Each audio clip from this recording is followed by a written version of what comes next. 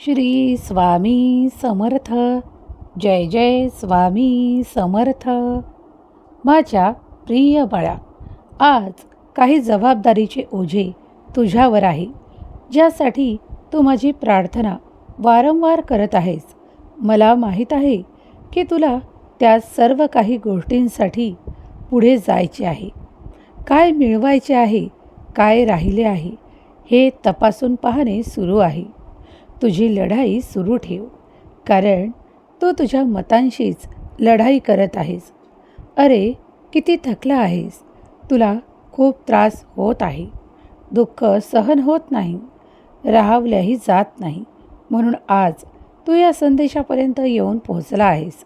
देवाकडे हळूच मनावरील ताण कमी करण्यासाठी प्रार्थना सुरू आहे.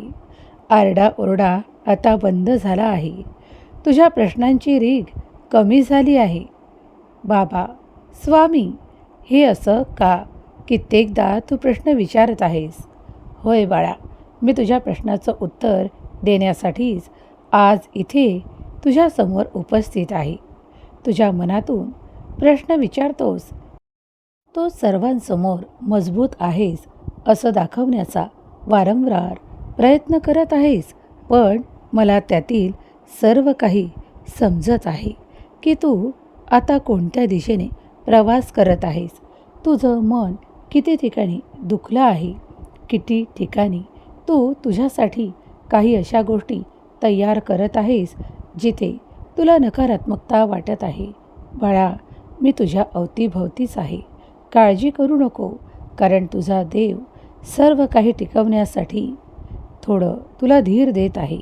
स्वामी म्हणतात, थोडा संयम ठेव, थोडा विश्वास ठेव. तुझ्यासाठी ठरलेलं आहे ते कोणीही थांबवू शकत नाही. तू फक्त एक गोष्ट कर बाळा, आज मनातील सर्व काही माझ्याकडे सांगून टाक. मन मोकळं कर, स्वामींच्या चरणी ठेव. कारण तू सगळ्यांसमोर मजबूत असलास तरी माझ्यासमोर तुझी परिस्थिती मला ओळखू येते. तुझ्या मनातील ते दुःख, त्रास मी पाहू शकत नाही. बाळा, स्वामींच्या समोर हे रडणं थांबव, हा आक्रोश थांबव. कारण तू कमजोर नाहीस, तर तू मजबूत आहेस. तू माझा प्रिय बाळ आहेस. मला तुझ्या मनावरचे ते ओझे कमी करायचे आहे. त्याला दाबून ठेवणे बंद कर आणि ते स्वामींसमोर उघडं कर. सर्व काही सांगून मोकळा हो, कारण तुझ्या डोळ्यातून निघणारे अश्रू मीच थांबवू शकतो. माझी शक्ती तुझ्यासाठी ते सर्व काही करू शकते. हे तुला माहीत असताना रागावणे, कंटाळा करणे, त्रास व्यक्त करणे हे सगळं थांबव. देवावर तुझा विश्वास आहे ना? मग राग, संताप आणि द्वेष करणे थांबव. तुझ्यासाठी माझा आशीर्वाद आला आहे. मला माहीत आहे की तू तुझ्याच व्यक्तींवर रागावतोस, काही चिडचिडही करतोस. त्यामुळे तुझ्या मनातील काही काळपर्यंत काही गोष्टी निघून जातात. पण परत तू विचार करत असतोस की माझ्याच पुढे जाण्याचे मार्ग बंद का? तर त्या गोष्टींसाठी काही कारणं आहेत. ते तुला पुढील काही दिवसात कळणार आहेत. तू शांत राहा. तुझ्यासाठी जो काही मार्ग निवडला आहे त्यातूनच तुला पुढे जायचे आहे.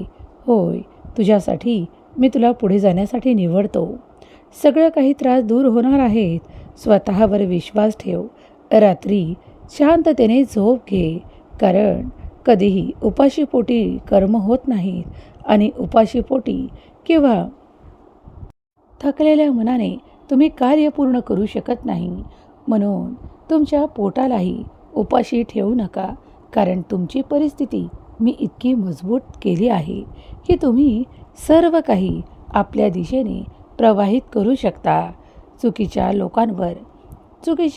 लोकांपर्यंत पोहोचू नका, कारण असे चुकीचे लोक नेहमीच तुमच्या अवतीभोवती असतात, जे तुमच्यासाठी नकारात्मक विचार करतात, तुम्हाला नकारात्मक दिशेने घेऊन जाण्याचा वारंवार प्रयत्न करतात.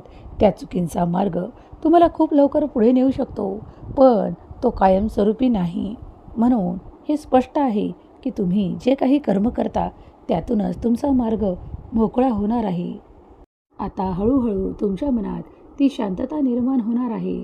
हमखास स्वामी तुम्हाला जे काही आशीर्वाद देत आहेत ते स्वीकार करा. नक्कीच तुम्ही पुढे जाणार आहात. तुमच्यासाठी पुन्हा पुन्हा आशीर्वाद येत आहे. तुम्ही उभे आहात. तुम्ही तुमच्या पायावर उभे आहात. आज फक्त एक गोष्ट लक्षात ठेवा. तू मजबूत आहेस, कारण तुला निवडलं गेलं आहे आणि तुला पुढे नेण्यासाठी मी निवडत आहे. कारण तुझी निवड ही प्रमुख आहे. जेव्हा परीक्षा जरा कठीण असते, पण बाळा, परीक्षा संपल्यावर बक्षिसाची तयारी ठेव. कारण ते बक्षीस तुझ्याच नावाने निघणार आहे. होय, तू सत्य ऐकत आहेस. हा संदेश ऐकतानाच याचा अर्थ स्वामी अजून तुला सांगू इच्छितात. आयुष्यात काम करत असताना तुला हार मानायची नाही. प्रत्येक काम हे तुझ्यासाठी निवडून दिलेलं असेल. ते काम पूर्ण कर. यशाच्या दिशेने आता धावत सूट. कारण आता तुझा मोठा आशीर्वाद तुझ्या मार्गात आहे. सगळ्यांसमोर मी तुला तो आशीर्वाद देत आहे. ती शांतता प्रदान करत आहे. त्यामुळे तुझं जीवन अधिक भविष्य पुढे जात आहे. सर्व काही तुमच्या मनाप्रमाणे घडणार आहे.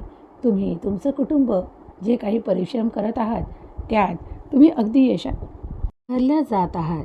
अचानक तुमचे डोळे ते शोधू लागतील जे तुम्हाला मिळणार आहे. होय, तुमच्या मनातून, तुमच्या त्रासातून आता ते सर्व बाहेर पडणार आहे आणि तुम्ही स्वच्छ, मोकळं सर्व काही प्राप्त करणार आहात, जे तुमच्या नशिबात लिहिल्या जात आहे. देव तुम्हाला बोलावतोय. देव तुम्हाला बक्षिसासाठी निवडतोय.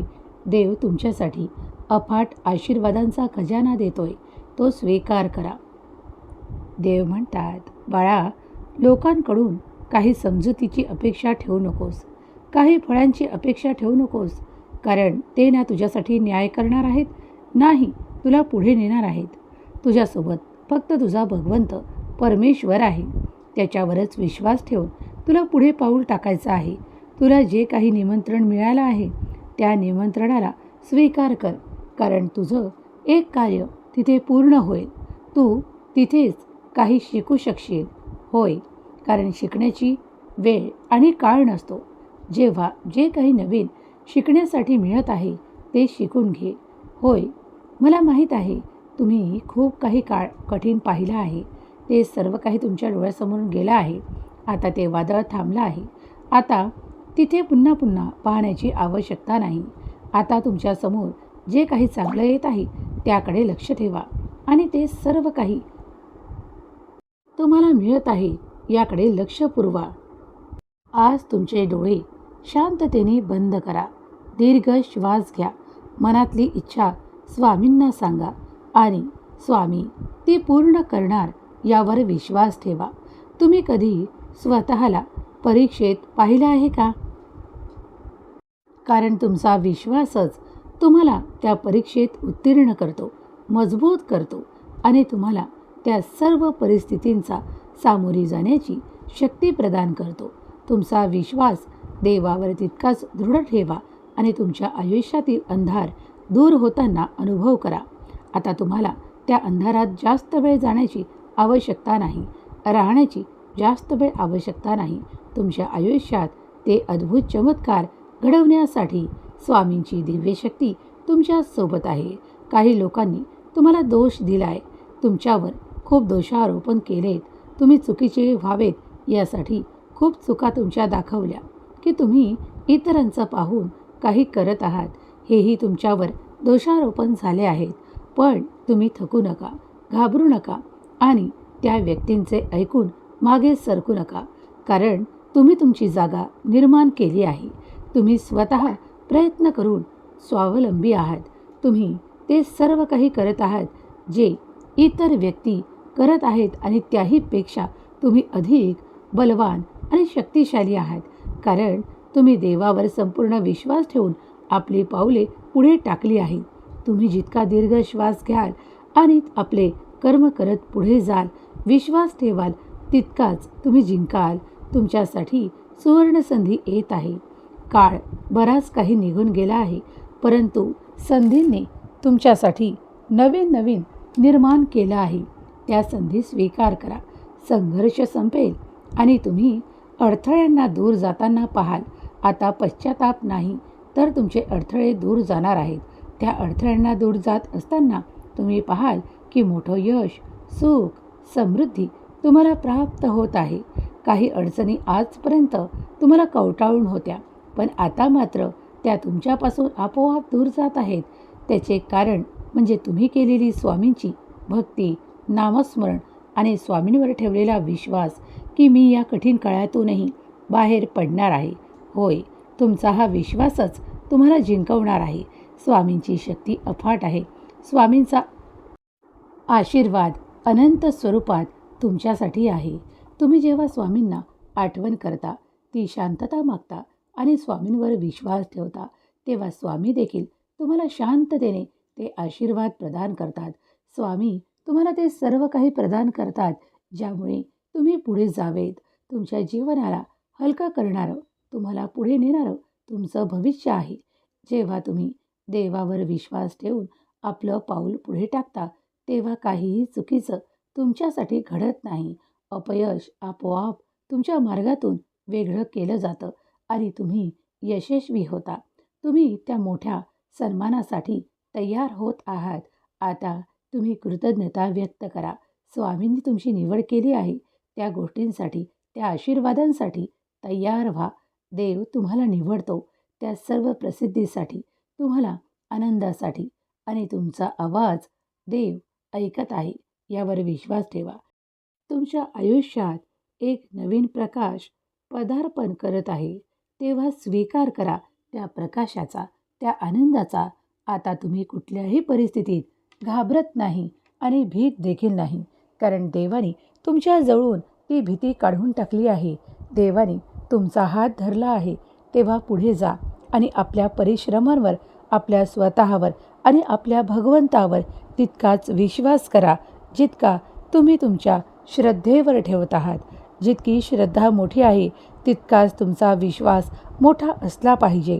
तुम्ही न घाबरता पुढे जाऊ शकता, कारण आता त्या अनंत मार्गांसाठी देव तुम्हाला निवडतो, तुम्हाला पुढे करतो आणि तुमची प्रतीक्षा संपवतो. तुम्ही जे आनंद मागू इच्छिता, जे तुमच्या कुटुंबासाठी मागू इच्छिता, तुमची ओळख निर्माण करू इच्छिता, ते सर्व काही घडणार आहे. त्यासाठी तुम्ही निवडल्या जात आहात. देव कधीही तुमच्यासाठी नकारात्मकता ठेवत नाही. देव तुमच्यातून ते सर्व नकारात्मक काढून टाकतो, तुम्हाला पुढे नेतो आणि तुमच्यावर आनंदाचा वर्षाव करतो. तुम्ही काहीतरी प्रतीक्षा करत आहात. त्या प्रतीक्षेचा लवकरच अंत होणार आहे. कठीण तुमच्या आयुष्यातून निघून जाणार आहे आणि सुखांचा आनंदाचा वर्षाव तुमच्यावर होणार आहे. त्यासाठी तुम्ही तयार आहात. जर तुमच्या मनातील सर्वोच्च इच्छा स्वामी पूर्ण करत आहेत, तर ती स्वीकार करा. आनंदी राहा, आनंद वाटा, कुटुंबावर प्रेम करा, मोठ्यांना मान सन्मान द्या आणि स्वामी शक्तीवर विश्वास ठेवा. स्वामींचे नाम जप करा. स्वामींवर श्रद्धा, विश्वास अटूट ठेवा. तुम्ही या परिस्थितीला कधीही कंटाळून काहीही करण्याचा प्रयत्न करू नका, कारण परिस्थिती ही स्वामीच परिवर्तित करतात आणि तुमच्या दिशेने जे काही आशीर्वाद येत आहेत ते स्वीकार करा. आज तुमच्याकडे जे काही आहे त्यासाठी देवाला धन्यवाद करा आणि समाधानी राहा, आनंदी राहा. श्री स्वामी समर्थ. जय जय स्वामी समर्थ.